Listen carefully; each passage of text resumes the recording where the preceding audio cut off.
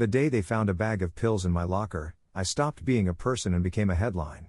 One morning I was an ER nurse with a spotless record. By afternoon, I was a suspected addict. The air in the staff room turned cold as the police opened my locker, cameras flashing, my colleagues whispering.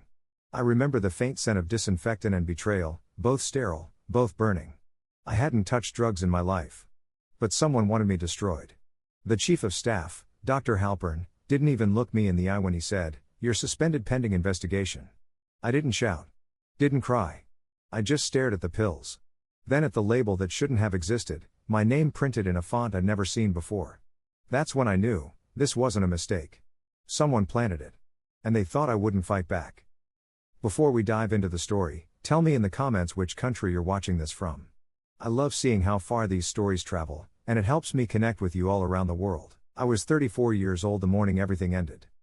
A registered nurse, 7 years in the ER at Street Cathars Hospital, working 12-hour shifts that felt like wars. My name's Evelyn Clark, and I used to believe the system protected people who told the truth. I learned, very quickly, that it doesn't. It started with a routine morning handover. The fluorescent lights were too bright, the air too cold. I remember checking vitals, updating charts, and joking with the interns. My locker sat in the far corner, metal dented, my name half faded on masking tape. It had always been just a place to drop my bag and grab my scrubs. Until that day. At 9:47 a.m., 2 hospital security officers walked in, flanking Dr. Halpern, our chief of staff. His eyes were like frost, calm, detached, surgical. "Evelyn," he said, "we've received a report." He didn't explain what kind. He didn't need to. The 2 guards were already standing in front of my locker. I heard the first click of the key turning. I didn't even know they had one. The door opened, metal scraping metal, and inside, a small Ziploc bag with white tablets, sealed, labeled. My name. E. Clark, ER nurse. The handwriting was too neat. The ink too new. My stomach sank through the floor. Around me, people stopped moving. One of the nurses gasped, another turned away, pretending to chart something. The silence was deafening. "Do you know what this is?" Dr. Halpern asked. "No," I said. "That's not mine." He nodded, almost pitying. "We'll let the investigation decide." That's when I realized, this wasn't confusion. It was procedure. They'd already decided. Within hours, I was escorted out of the building. My ID badge confiscated. My email suspended. HR sent a curt message, effective immediately, "You are placed on administrative leave pending toxicology review." No one called me by my first name. Not even the people I'd shared coffee with for years. At home, the silence was unbearable. My phone buzzed nonstop, texts from coworkers pretending to check in, fishing for gossip. My mother left a voicemail crying. My hands shook as I replayed the image of that bag, my name staring back at me in someone else's handwriting. The next morning, the police called. They wanted to question me. Not as a witness. As a suspect. They said the pills tested positive for oxycodone, a controlled substance stolen from the ER's secure stockroom 2 days earlier. Value, around $4,500 worth. Enough to end a career, or worse, put me behind bars. But there was one problem, the theft had occurred during a shift I wasn't even on. I'd swapped with Nurse Laura Jennings that night. I had the text messages to prove it. Still, the investigators barely glanced at my phone. They were focused on the physical evidence, direct possession. The kind of proof that ends debates before they start. That night, sitting alone in my apartment, I opened my work laptop, which I'd managed to keep. I pulled up old shift rosters, supply logs, and internal memos. Patterns started to emerge, missing doses logged under my credentials, though I hadn't been present. My login had been used remotely. Someone was inside the system, framing me piece by piece.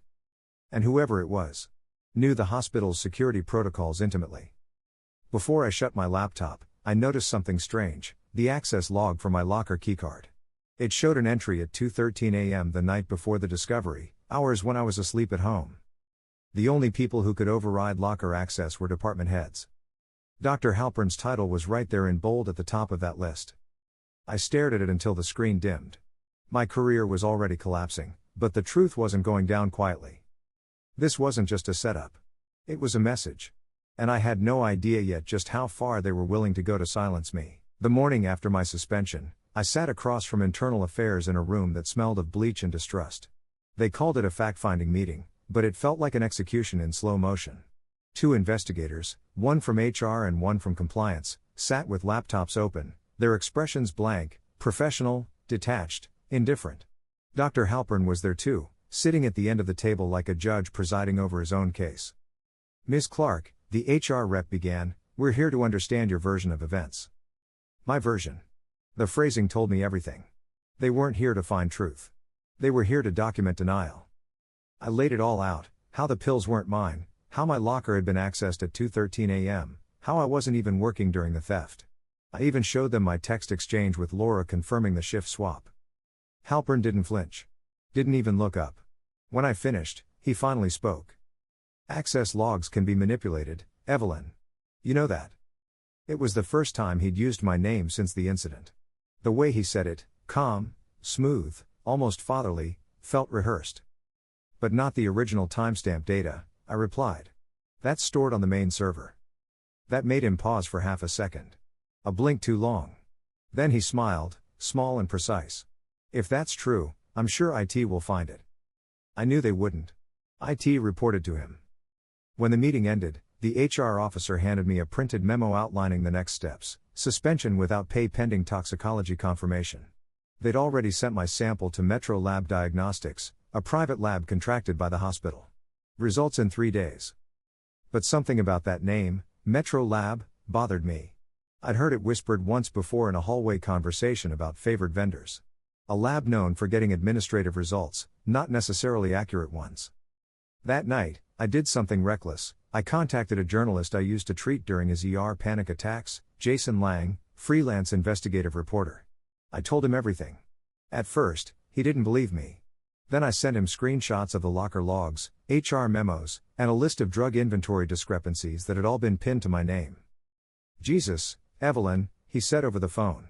"If what you're saying is true, this isn't just framing, it's internal fraud." I didn't care about the word fraud. I just wanted my life back. 2 days later, the Metro Lab results came in, positive for oxycodone. Trace elements detected in my blood. I remember reading the report, feeling my throat close, knowing I'd never taken a single pill. It was over. The board voted unanimously to terminate me. My nursing license was suspended pending further review by the state medical board. Overnight, I went from caretaker to criminal. But the universe has a strange way of leaving breadcrumbs for those desperate enough to follow them. That evening, Jason called again. "Evelyn, I ran a background check on Metro Lab's recent cases. Do you know how many positive results they've issued for hospital staff in the past year?" "No." 23. And guess what? 15 of them were from street cathers. My pulse slowed. He wasn't done. And 4 of those were overturned after independent testing. But none of those reports came from Metro Lab, they were retested at State Forensic Lab, under court order. Something clicked. My supposed positive result was the final nail they needed, but if I could prove tampering.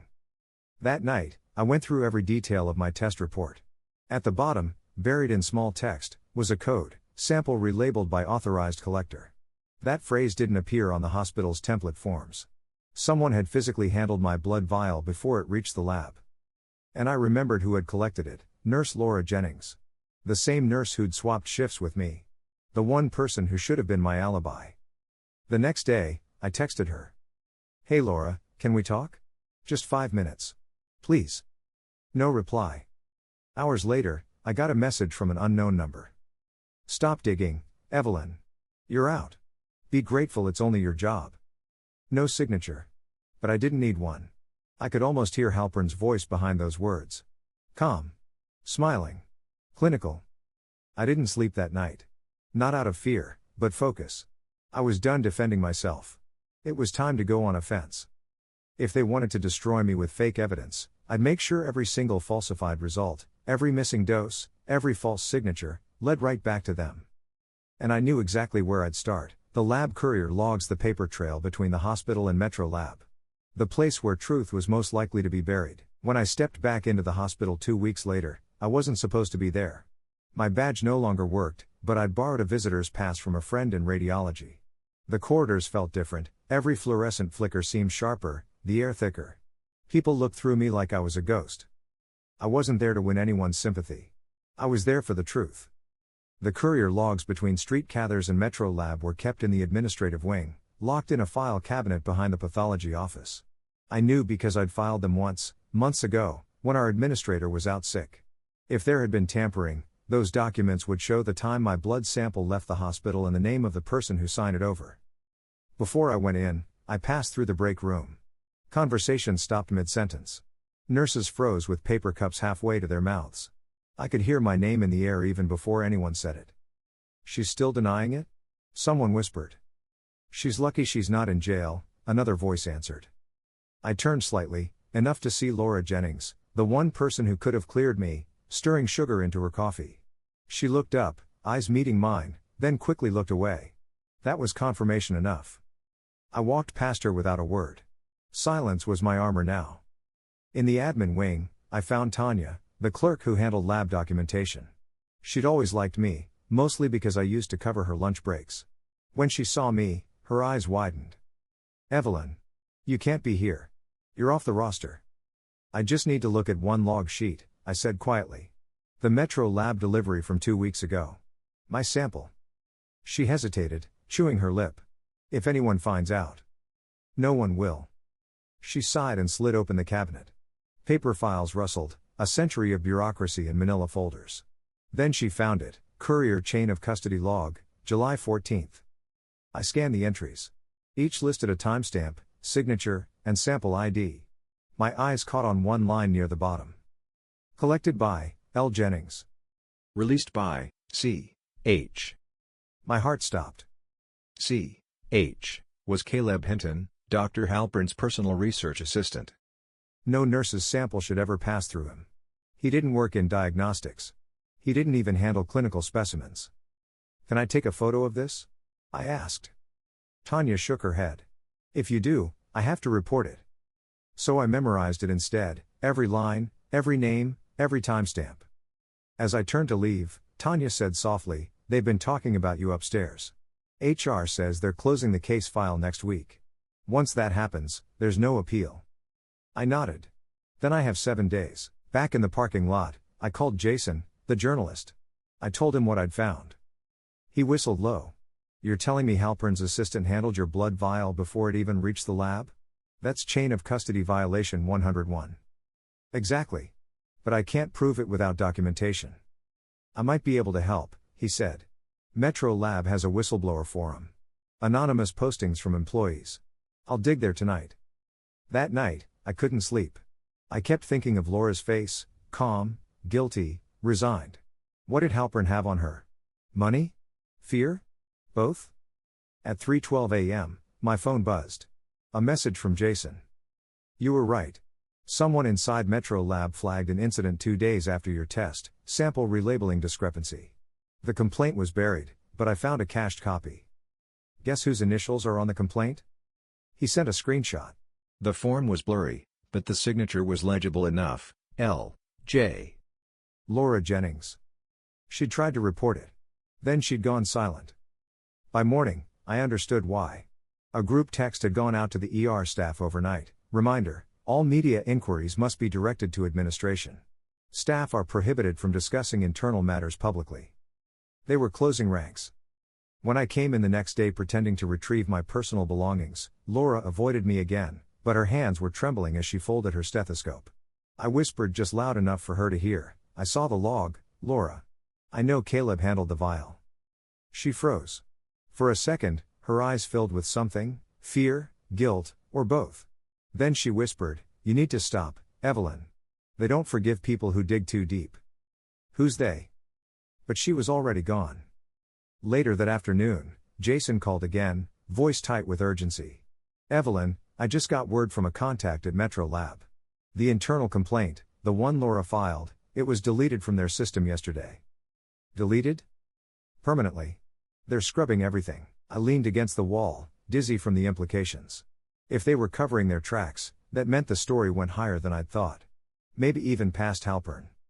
And yet, there was one thing they couldn't erase. That paper courier log in Tanya's cabinet, signed by both Laura and Caleb. It was the thread that could unravel everything. But pulling it would mean going public, and that would cost me everything I had left. Still, I was already halfway ruined.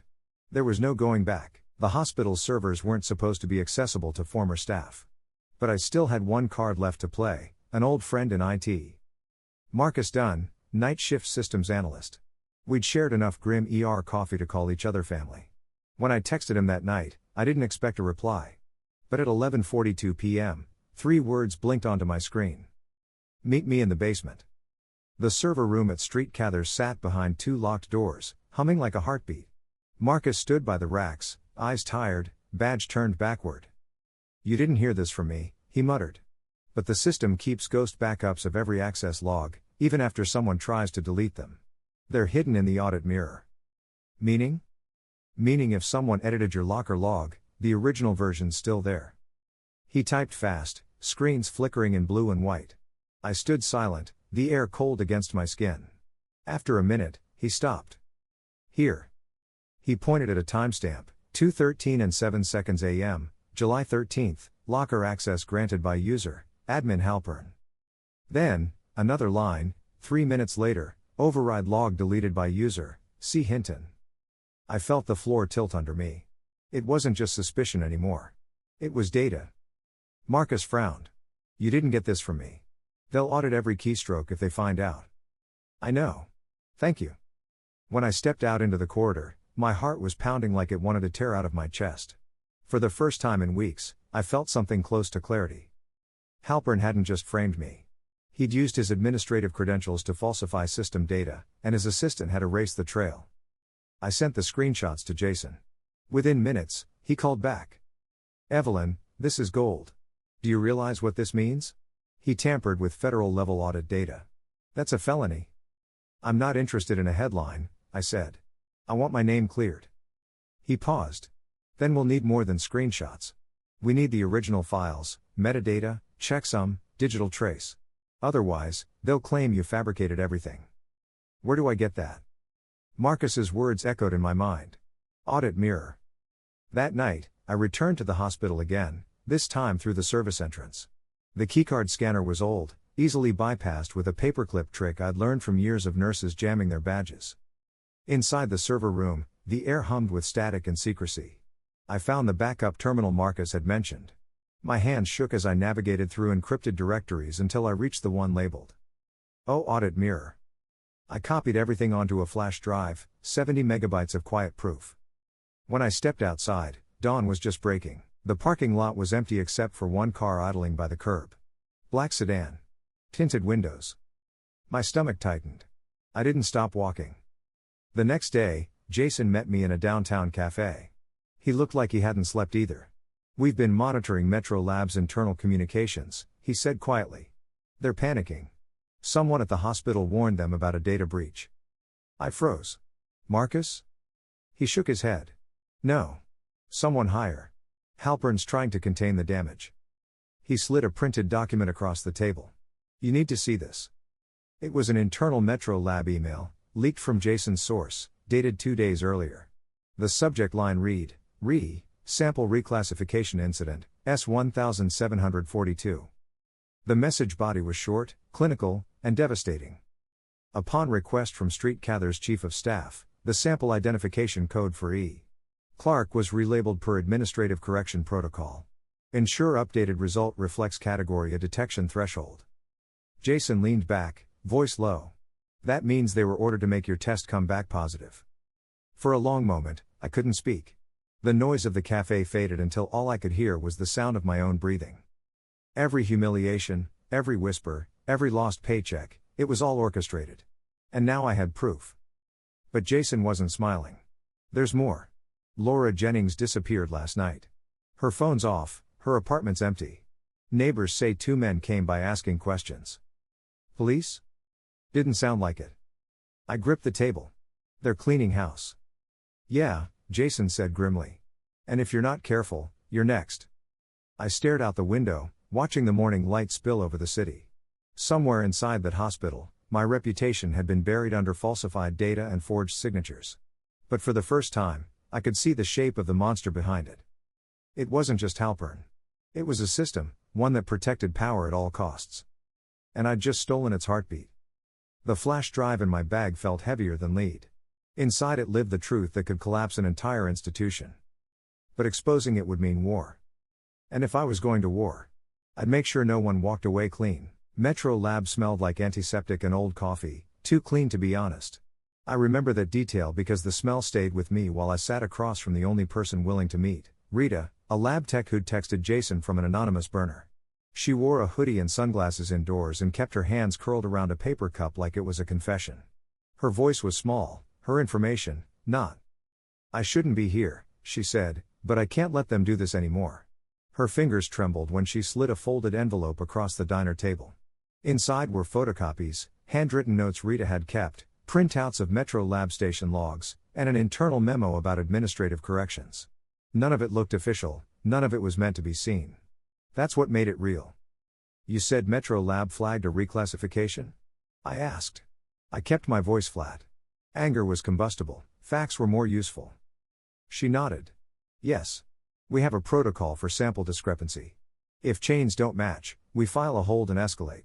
I filled one out for your sample, said it was relabeled after collection. Someone signed the correction and released it with an admin override. I put the form in my coat because I knew they'd delete it. Rita told me what I already suspected but had needed from a living person. The positive result wasn't an accident. Lab technicians don't improvise positivity. Results are tuned by thresholds, instrument calibration, and, importantly, the sample ID. Swap the ID, and you swap the person. Swap the calibration threshold, and trace amounts become a hit. She described the moment the lab received my vial. A courier copied the chain of custody stub and handed it to someone in a suit. Caleb Hinton, she said. He asked to speak to the shift lead. Then the vial was relabeled in the back room. Her eyes went hard.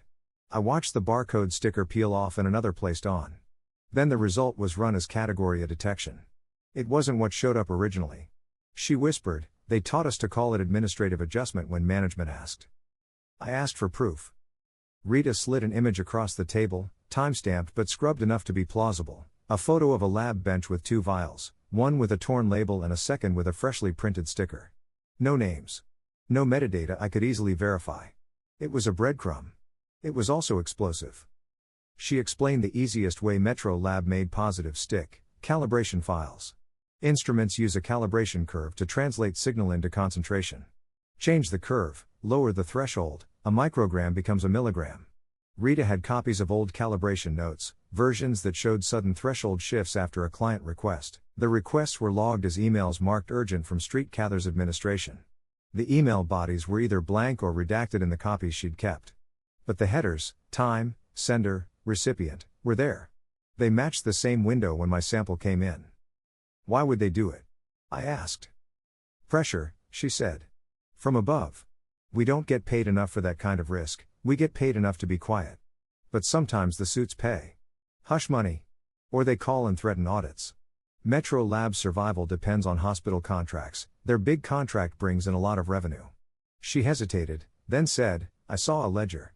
A transfer in the hundreds of thousands to Metro Lab's operating account, within days of a spike in positive results.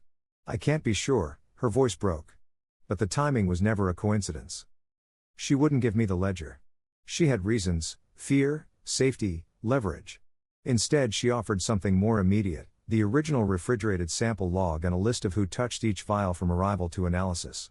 It named couriers, a shift lead, and, crucially, C. Hinton in the chain at Metro Lab's reception desk. Armed with Rita's notes, I went back to Tanya and asked to copy the courier stub again. Her hands shook but the paper was still there in the file cabinet. Someone had missed it. The stub showed the hospital release time and the courier's signature. The corresponding Metro Lab receipt had a different time and a different incoming handler, Caleb Hinton. That alone should have been enough to blow the case open. Mismatch in handover. Chain of custody broken. But even an obvious break could be explained away with bureaucracy. So Jason and I did the only thing that couldn't be fudged: independent testing. We arranged for a court-approved reanalysis of a retained aliquot, an extra sample that hospitals are supposed to freeze for 30 days. I don't know how we convinced anyone to hand it over. Maybe it was luck, maybe it was the threat of a story. What I do know, the aliquot still existed. It was stored in a refrigerated drawer at Metro Lab, a drawer Rita said was supposedly empty. Someone had failed to burn the backup. We had it shipped under legal supervision to State Forensic Lab clean chain, sealed custody, And their instruments calibrated publicly, not privately. The independent result came back in 5 days, negative for oxycodone. 0. Clear. The same sample Metro Lab had marked positive was now a non-detect. When I read those words, something in me unclenched. Not relief, there was still fear, and retaliation. But the narrative had shifted. Metro Lab's certificate of analysis had been a lie. I kept that printout in my wallet. I took it everywhere. It was a small, tangible exoneration that smelled faintly of bleach and the diner's coffee. But there was more. Jason's sources uncovered a payment trail, vague, routed through third parties, but real, a significant wire transfer of $75,000 from a hospital discretionary fund to a vendor account tied to Metro Labs management within a week of a spike in positive staff tests. I don't know whether that money bought silence, compliance, or both. I only know the pattern looked like protection money. By the time I put the state lab's negative result on the table in front of HR, they pretended to be surprised. They were not. Halpern's face was the same ice as always, but his jaw worked as if chewing an inconvenient truth. "They're saying Metro Lab is authoritative," the HR rep said. "We relied on their standard protocol." I slid the read-a notes, the courier stub, and the state lab printout across to Jason. He took photos, whispered a plan. "We go public," he said. "This is systemic." I wanted to scream at them, at Halpern, at the hospital, at the men who'd come to Laura's apartment. I wanted to show every ledger, every altered timestamp, every deleted email. But there was one person I still needed, Laura. She was missing. And until she was found, the narrative would be contested. People always believe institutions before they believe individuals. That night, I stood outside the hospital like an altar to all the things they'd tried to take. The streetlights turned the pavement into silver. I thought of Rita's trembling hands and the state lab's cold, blunt exoneration. I thought of the $75,000 that had the stink of protection. I had proof now. The lab had lied. The question that kept me awake wasn't whether I could prove it, it was whether I could survive proving it. And in the dark, a new message blinked on my phone from an unknown number. "Stop. One more step and you won't get another chance." I read it twice.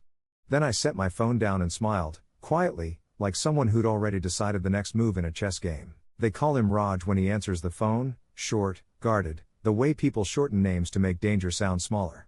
His full name was Rajiv Menon. He was the phlebotomy tech who'd worked nights in specimen intake for 10 years. You don't notice phlebotomists until you need them, then you remember the gentleness in their hands, the way they make a frightened vein cooperate. Raj was one of those people. Quiet. Meticulous. The kind of person who notices barcode smudges and keeps a coffee-stained notebook just in case. I found him 3 blocks from his apartment, hood up, hands jammed in his jacket. He looked older than his profile picture, like worry had been living in his face for a long time. When he saw me, his body tensed like someone in training for a sprint. He wanted to run. I wanted desperately for him to stay. "Evelyn," he said, voice smaller than the November wind. "You shouldn't be here." "You're the one who sent me the note," I said. He'd texted an anonymous apology and a time, 3 p.m., a public bench in the park. He'd risked something to get me off a burner phone. Risk would have to count for something. He sat too close, then too far, nervous distance. "I didn't want to get involved," he began. "No one does. But the thing about being around the samples is, you see how people handle them. You see patterns." He smelled faintly of disinfectant and cheap cologne. His fingers folded and refolded an invisible paper. "What did you see?" I asked. He blinked, like timing his breaths into a rhythm. "July 13th. I worked the afternoon shift that day. The courier came in around 1:40 p.m. He left the stub, like always. The vial for E. Clark." He hesitated, then added, "We don't usually get named vials for staff." That made me look twice. The barcode was smudged on arrival, like someone pressed too hard. I logged it into the bench computer. It registered fine. Then Caleb Hinton came in. He was not acting like he belonged. He had a visitor badge that said research, but he wasn't with research. He asked for the vial. I shouldn't have handed it. The shift lead told me to, though. He swallowed. She said, "It's admin. Let it go." "Who was the shift lead?" I asked. Names are knives in these stories. He answered, "Monica Reyes. A third-party contractor who'd been at Metro Lab less than a year." "Monica signed the intake," Raj said. Then a minute later, someone from reception, Caleb, brought a new sticker. He peeled the old label off in the back room. I saw it. I called it out. He told me to mind my station. Raj's voice dropped to a whisper. He said, "You want to keep your job?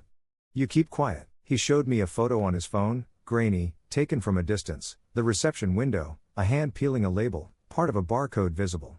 There was no metadata, he'd scrubbed it before sending. He'd been careful. He'd been scared. "How do you know it was my vial?" I asked. "Why not another?" He tapped the screen. The intake computer assigns a provisional ID when a sample is scanned on arrival. The log shows a provisional ID for the incoming vial at 1:41 p.m., then a hard reassignment at 1:43 p.m. The user who did the reassignment was logged as C.H. The old ID, the one I recorded by hand because the barcode looked wrong, matched the clinic code for Street Cather's staff runs that week. "You were that code." He pulled a paper from his jacket, a page from the bench log printed that afternoon when protocols required a visible record. It wasn't fancy. It wasn't signed. But his handwriting circled one line, 1:41 p.m. provisional ID, smudged barcode, operator R. Menon. Beneath it, another line, 1:43 p.m. reassigned, user C.H. His pen had pressed through, the indentation stared up like a secret. "You kept that?" I asked. He nodded. "I was going to burn it. I thought, if I kept it, they'd find it later. But I kept it because someone needs to know." He explained why Monica had acquiesced. The lab had been under intense contract pressure to return results quickly. Street Cather's was one of their top 3 clients. A spike in positive staff tests meant Metro Labs contract renewals would be messy. Pressure comes down from the top and bends people who think of mortgages and sick parents and small dogs at home. Monica had been new, eager to keep her gig. "But why you?" I asked. "Why risk it for me?" Raj's mouth twitched. "Because I saw you in the ER. You fixed a sleeping baby once whose oxygen sat low because someone forgot to double-check a ventilator alarm. You stay when others leave. You never barked about getting lunch or bathroom breaks. You were my quiet hero." His answer made me want to cry and to punch something, all at once. He told me about the threats, phone calls with silence, cars idling outside Metro Lab, a man in a suit checking IDs at the door. He'd watched Laura Jennings pull her coat tighter and avoid eye contact. He'd watched her write something on a sticky note, slide it under the supervisor's clipboard, and then disappear. "Laura tried to report the discrepancy," Raj said. "She filled the form. She put her initials and left it in the red folder for the supervisor to sign. I saw her do it." He pointed out the inconsistency that had made him stay awake at night. The form she filed had a timestamp that didn't match when she claimed she'd submitted it. Someone backdated the sign-off. Someone forced an authorized correction. They called it admin override. He looked at me like a man who'd swallowed a stone. "There's more. When the sample's accessioned, the system creates a digital hash, an audit fingerprint. I used to check hashes sometimes, habit. After Caleb reassigned that ID, the hash was different. It was as if the sample had been re-entered into the system under a new identity. But the freezer tag had the old accession number. Whoever wanted the positive result needed to make you match that positive accession. They did." "Can you get me the hashes?" I asked, already calculating what I could do with them. Digital fingerprints are hard to fake without leaving a trail of their own. He hesitated, eyes darting. "If I walk out with those files, Metro Lab will find out. Their monitoring is tight. They'll trace my workstation, find the USB, and then," he didn't finish the sentence. He didn't have to. "You can wipe the trail," I said, more confidently than I felt. "Marcus helped me pull copies from the audit mirror once. We can mirror them off somewhere safe. We'll use legal channels to hold them. We'll do it clean." Raj's laugh was barely audible. "You and Marcus are a dangerous team." He agreed to help, but only if we protected him. He asked for 2 things, anonymity and a guarantee that his family wouldn't be harassed. He wanted to sign a witness statement in a neutral location, not the hospital, and to remain off any public lists until the investigation forced names to be revealed. We made a plan that afternoon. Marcus would create a secure copy of Raj's bench logs and the digital hashes. Jason would get a temporary protective order to keep Metro Lab from accessing that mirrored directory while we verified chain of custody. I would keep the pressure public, calm, careful, almost surgical. The aim wasn't chaos. It was precision. Evidence first. Noise later. Before he left, Raj handed me another thing, a small, folded receipt, an internal Metro Lab requisition form that showed a rush request flagged per Street Cather's admin for calibrations on July 12 and 13. It was stamped with a time, 10:02 a.m., July 12. The calibrations had been updated the morning before my sample arrived. "You see this?" he asked. "You put this next to the state lab report. They changed how they read the instruments before your sample came in. That's not coincidence." I read the stamp twice, then folded the paper into my pocket like carrying a live coal. It burned with meaning. It tied the calibration change to the timing of the reassignment. It tied Halpern's admin override to a technical shift in how samples were scored. When Raj stood to leave, he looked terrified and resolved at the same time. "If they come for me," he said quietly, "tell my sister I'm sorry I put her in danger." "Don't do that," I said. "We'll make sure you're safe." He smiled without humor. "It's not me I'm worried about. It's the truth. The truth has a weight. When it drops, things break." We walked away in different directions. The park's trees stilled like witnesses. In my pocket, the receipt seemed heavier than its paper weight. Raj's bench log would become one more hinge we could use to swing open a locked room. His fear was a testament to how far they'd go. His courage was the exact leverage we needed. I thought of Laura, gone, probably running, probably terrified. I thought of Monica, the easy-to-persuade shift lead. I thought of Caleb, the hand in the back room. One by one, the players were revealing themselves, some through arrogance, some through fear, all through action. There's a peculiar quiet after you recruit an ally whose life is in immediate danger. It sounds like responsibility, not hope. I felt both. We had people inside the lab now, people who would risk everything because the alternative was worse. The alternative was staying silent while a life was destroyed. We couldn't not try. I learned early on that truth often lives in the boring places: stapled receipts, courier stubs, the tiny signature at the bottom of a form you never read. By the time I started pulling those pieces together, every boring paper felt like a fuse. All we needed was a match. Jason hired a lawyer the size of a small mountain, Maya Ree, who smelled faintly of lavender and absolute resolve. She told me in a conference room with a city view that preservation orders were the legal equivalent of a scream. They forced institutions to stop deleting. "We file now," she said. "We freeze everything Metro Lab and Street Cathers hold that could be related to Evelyn Clark." Her words had the steadiness of someone who'd moved mountains before breakfast. We began where the physical trail started, the hospital's specimen release drawer. Tanya produced the courier stubs under guarded eyes. She'd hidden them after my first visit. Those stubs were thin paper with heavy ink, time, signature, carrier name. I spread them on Maya's conference table like evidence in a holy book. July 13th, 1:40 p.m. hospital release, courier signature. July 13th, 1:52 p.m. Metro Lab receipt, handler signature, C. Hinton. Next came the Metro Lab intake register Rita had smuggled out, the printed list that tracked incoming vials. It showed an arrival at 1:50 p.m. and then an administrative reassignment at 1:53 p.m. The 2-minute gap was a wound you could see through. I felt the blood of the case in my fingertips. Marcus produced the digital mirror copy he'd pulled from the hospital servers, audit logs with entries I hadn't dreamed possible, locker access overridden at 2:13 a.m., user admin Halpern, courier dispatch logged at 1:40 p.m., dispatcher ID showing a hospital extension, a later edit to the release form by user CH. The mirror preserved original timestamps and cryptographic hashes. Marcus explained what that meant without jargon. "You can't change this without leaving a trail." The words felt like an armor plating. We had physical stub mismatches, digital edits, and calibration notes showing instrument thresholds changed on July 12. But the chain of custody, the formal narrative that tied a physical sample from hand to hand, was still the backbone. If that backbone broke in any one place, we had leverage. Maya filed emergency motions to preserve CCTV footage from the hospital's service corridor, the pathology intake, and Metro Lab's reception. Courts move slowly when the powerful do not want to be disturbed. Thankfully, Metro Lab's own compliance office panicked when served. Within 48 hours, we had a copy of the footage, time-stamped, Laura's but sufficient. The first clip I watched was a lesson in cruelty disguised as banality. A courier will in a tote, sets the bag on the counter, signs a line, walks away. At 1:43 p.m., a man with a visitor's badge, Caleb Hinton, steps behind the counter.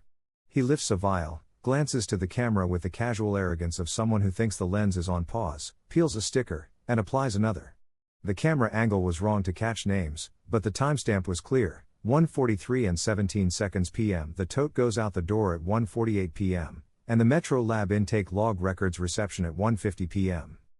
I watched it twice, then 3 times, until the image settled into my bones. The baldness of the act, hands reversing labels in broad daylight, made rage practical. This was no shadow edit. This was hands-on forgery. We confronted Metro Lab in a meeting arranged by Maya. They arrived polished and nervous. Their compliance officer blamed procedural error, called it an anomalous reassignment, and offered to retrain staff. They blamed the courier for a mis-scan. They offered the usual corporate soothing. Maya slid a stack of papers across the table: courier log, intake register, CCTV stills, Marcus audit mirror printouts, Raj's bench log with its circled line. She watched their faces like a surgeon reading an MRI. That's when Monica Reyes broke. I don't know what snapped inside her: fear, conscience, or the realization that the screws were coming loose elsewhere and she would be the lever that moved the whole machine. She asked to speak privately and we let her. In a small room with soft lighting, I sat across from the woman who had signed the Metro Lab intake that day. At first she recited training scripts. I followed protocol. I was instructed, but the net of documents tightened, timestamp contradictions, her signature next to a reassignment she couldn't explain, a phone log showing a call from Caleb's extension at 1:41 p.m. Maya had already subpoenaed phone records. They were never meant to sit beside a human in the same room. Monica's composure dissolved into short sentences. I was told to process it as an administrative correction, she whispered. Caleb, he said the chief needed it handled that way. Her fingers twisted the hem of her sleeve. He promised it would be fine. He said if I asked questions, I'd lose the contract, my hours. He said this was above me. Who told you to do it? Maya asked quietly. Caleb. And someone from the hospital, someone in admin, said to mark it priority. Monica's eyes were wet not from regret but from terror. They told me there would be repercussions if the lab delayed results. They said contracts were at stake. I thought, she stopped, swallowed, and on the second try, I thought I was saving my job. Maya asked if she would put that on record. Monica agreed to a sworn statement and to testify if called. She also gave us something else, an emailed instruction from a hospital account asking Metro Lab to expedite and reclassify sample under admin correction. The sender's name matched an administrative contact in Street Cathers. The headers showed an originating IP tied to the hospital network. We had email headers. We had a route back to a hospital terminal. We left that room with Monica's signed statement, the CCTV stills, courier stubs, digital audit files, and a printout of an email thread that linked the request to Street Cathers' administrative domain. The chain of custody had been exposed, not only broken but intentionally rerouted.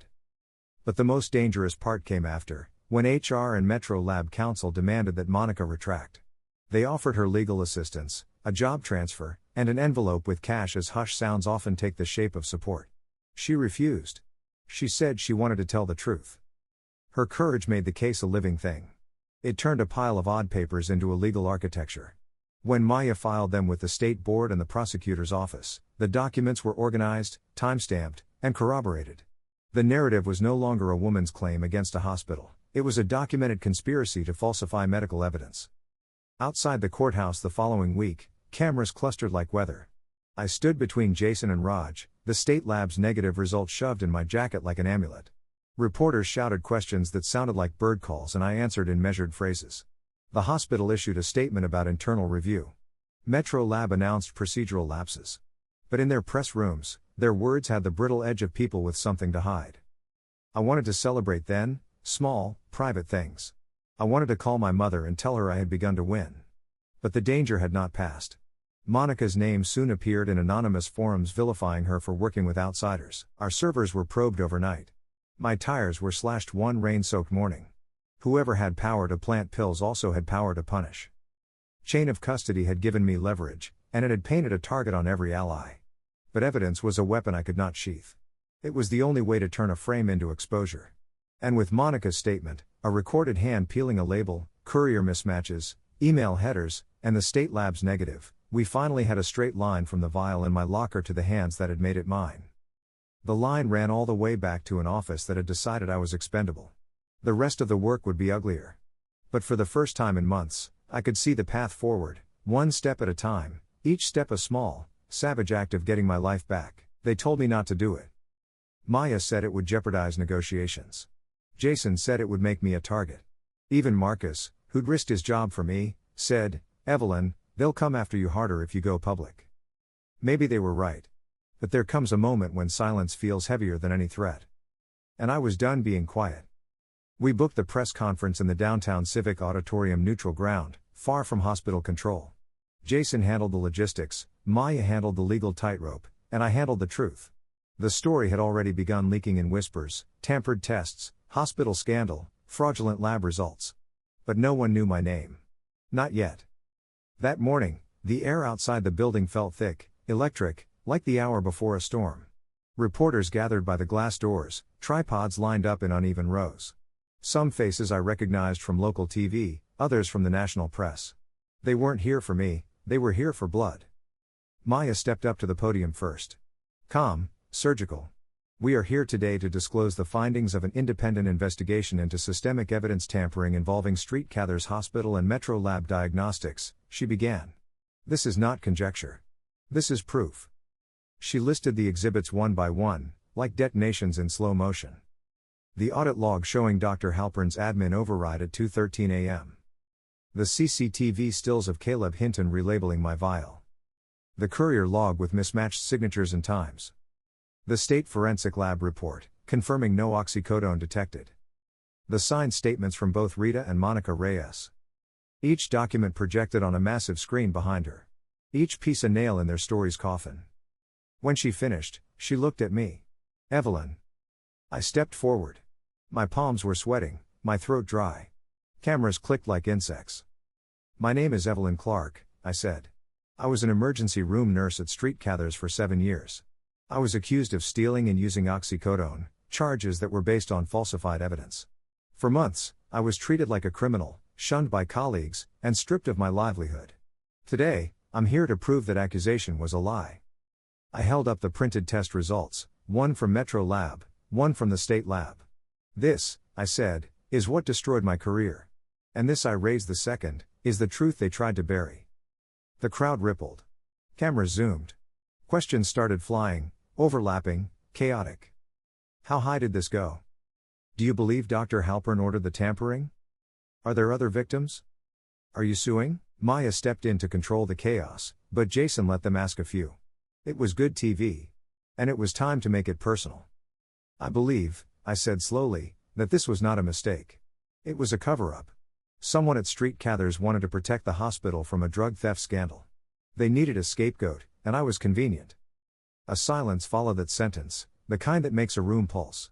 I could feel every eye on me, every lens recording. Then I added, quieter but sharper, I've spent months being called a liar, a thief, an addict. I'm none of those things. I am a nurse who trusted the system, and that system betrayed me. Jason clicked his pen twice, a signal. On cue, his team released the files online, all redacted for privacy, all verifiable. Within minutes, the story spread like wildfire. By evening, #JusticeForEvelyn was trending. News anchors replayed the footage. Panelists debated the hospital's liability. Metro Lab stock dropped 14% overnight. The public wasn't waiting for verdicts, they'd already chosen a side. But the real quake came the next morning. The State Attorney General's office announced an official investigation into criminal evidence manipulation and obstruction of justice. Subpoenas went out to Metro Lab and Street Cathars.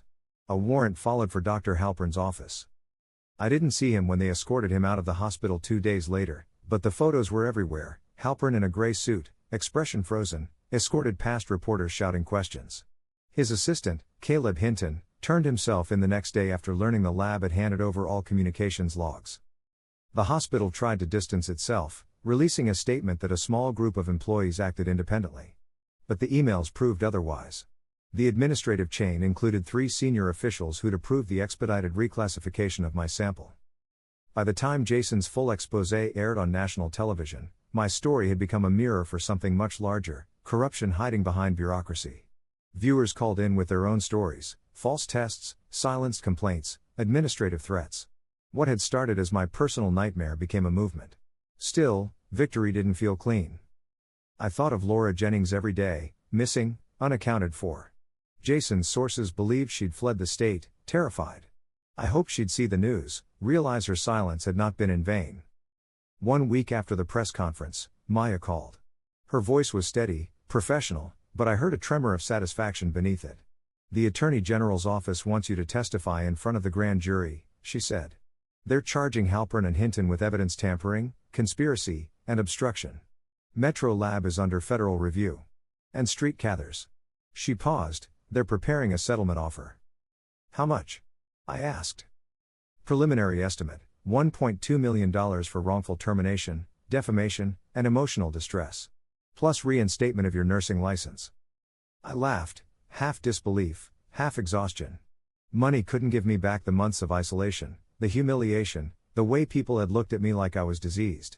But it meant something tangible. The system that broke me was starting to pay for it.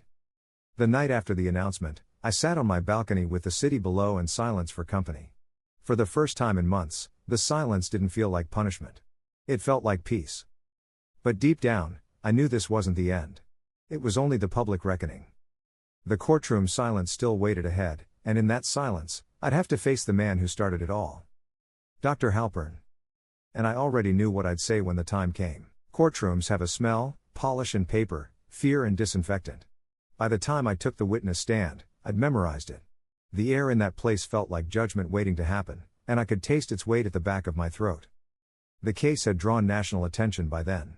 State v. Halpern et al. Wasn't just about me anymore, it had become the symbol of everything corrupt in public health administration. Rows of reporters filled the gallery, cameras lined the marble steps outside. The prosecution called it a conspiracy born of arrogance. The defense called it a misunderstanding amplified by media hysteria. But when I saw Dr. Halpern seated at the defendant's table, gray suit, immaculate posture, eyes sharp and empty, I understood something simple and brutal: he still thought he'd win. Maya sat beside me, calm as ever. She'd spent weeks preparing me for this moment. Stick to the facts, she'd said. You're not here to tell a story, you're here to show the trail. When the prosecutor nodded, I took a breath and began. I was employed at Street Cathars Hospital for 7 years as an emergency room nurse, I said, my voice steady though my hands trembled beneath the table.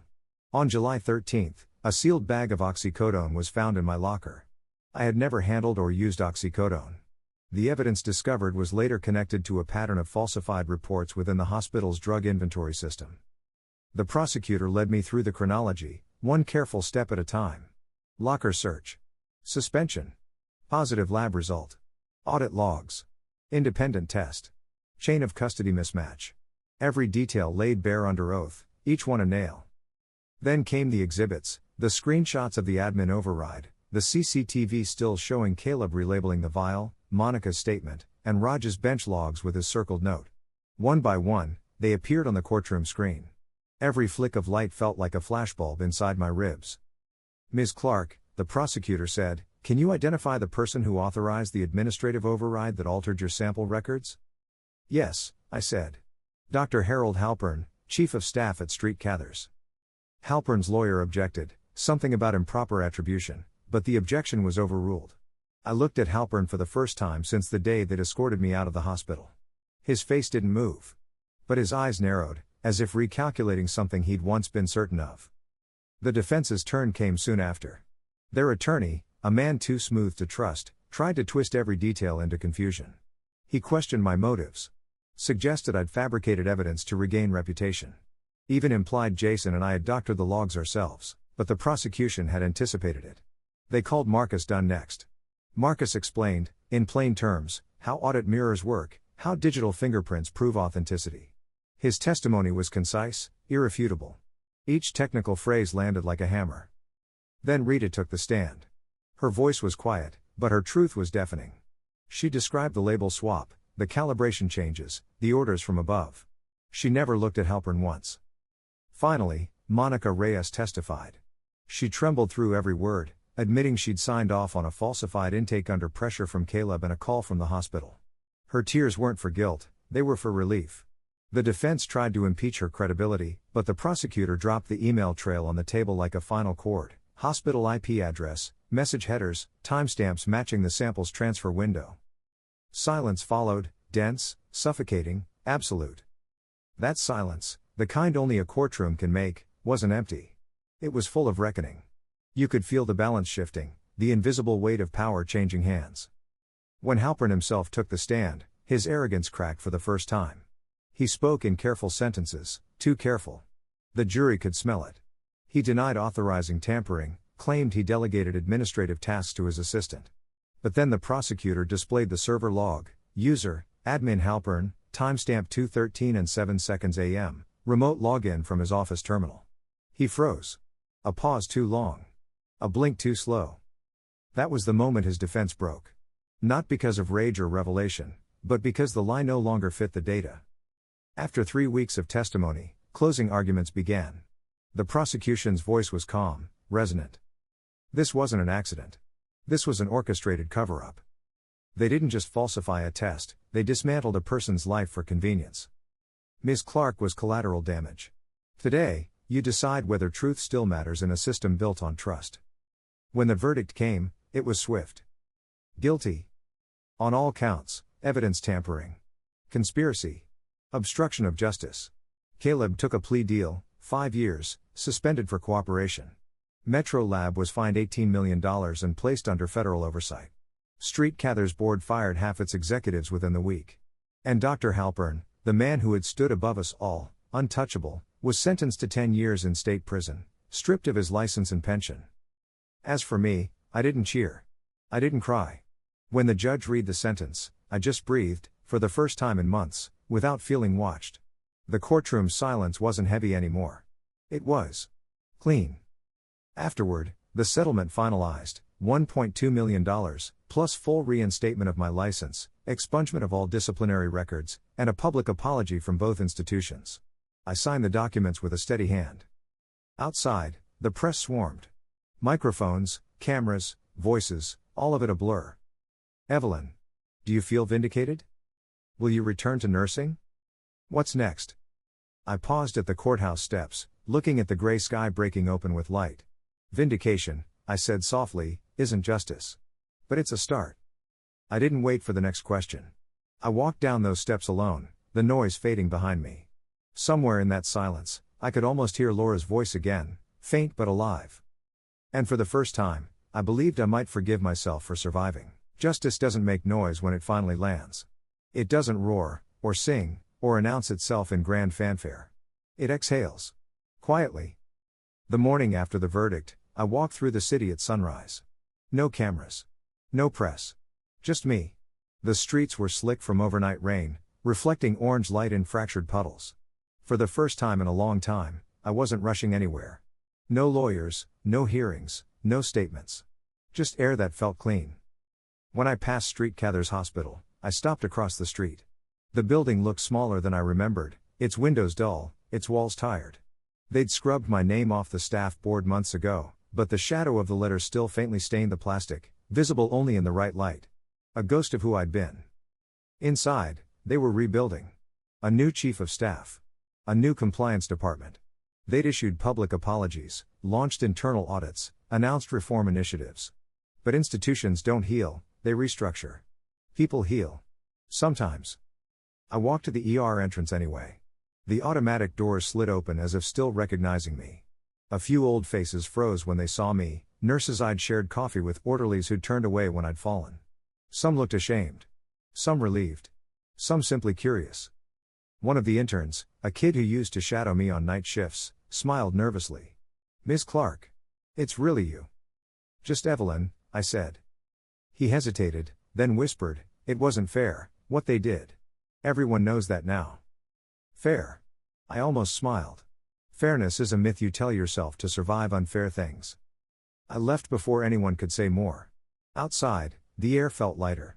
I walked to the small garden behind the hospital, the one where I used to sit between double shifts, where the world always seemed to pause for 5 minutes. The same bench. The same cracked tiles. I sat down, pulled out the letter from the State Board of Nursing, the one that reinstated my license with full privileges, and folded it back into my pocket. I wasn't sure if I'd ever return to nursing. Maybe I'd teach instead. Maybe I'd join Jason's investigative team. Maybe I'd build something new from what they tried to destroy. What mattered was that the truth had survived, and that it had names. I visited Raj 2 days later. He'd been placed under whistleblower protection. We met in a small cafe by the river, where nobody cared who we were. His hand still shook when he talked, but he was smiling again. "They offered me a settlement," he said. "And a job with the Forensic Oversight Committee." "Good," I said. "You deserve it." He looked up. "You, too." Rita sent a message that same week. She'd left Metro Lab, enrolled in a bioethics program. Said she wanted to learn how to stop corruption before it starts. I kept her text. It reminded me that even broken systems can give birth to better people. And Laura, she reached out at last. An email from an address I didn't recognize, sent at 2:09 a.m. I saw the verdict. Thank you for not saying my name until I was ready. I'm safe. I'll testify if they reopen the nursing board case. You were right. They can't silence truth forever. I read it 3 times, tears catching at the corners of my eyes. She was alive. And maybe, one day, she'd forgive herself too. The compensation arrived soon after. $1.2 million, wired into an account that didn't feel like it belonged to me. I used part of it to fund a small nonprofit Jason and I created, the Clark Initiative, a legal aid project for healthcare workers falsely accused of misconduct. The rest, I kept untouched. A quiet safety net. People assume revenge feels like fireworks. It doesn't. It feels like walking through fog until you realize it's gone, and you can finally see your own breath again. Months later, I testified before the Health Oversight Committee. They asked me what I'd learned from all this. I said, systems are built to protect power, not people. But power breaks when people stop being afraid to tell the truth. The room went silent. Then someone clapped. Then another. It wasn't applause, it was acknowledgement. That night, I went home, opened my windows, and let the city breathe through the curtains. The air smelled of rain and new beginnings. I thought of the pills in the locker, the cold click of the key, the silence that followed. It felt like a lifetime ago. Now there was only stillness. No fear. No whispers. No lies. Just the sound of clean air. And for the first time, I let myself believe. Justice hadn't just come for me. It had stayed.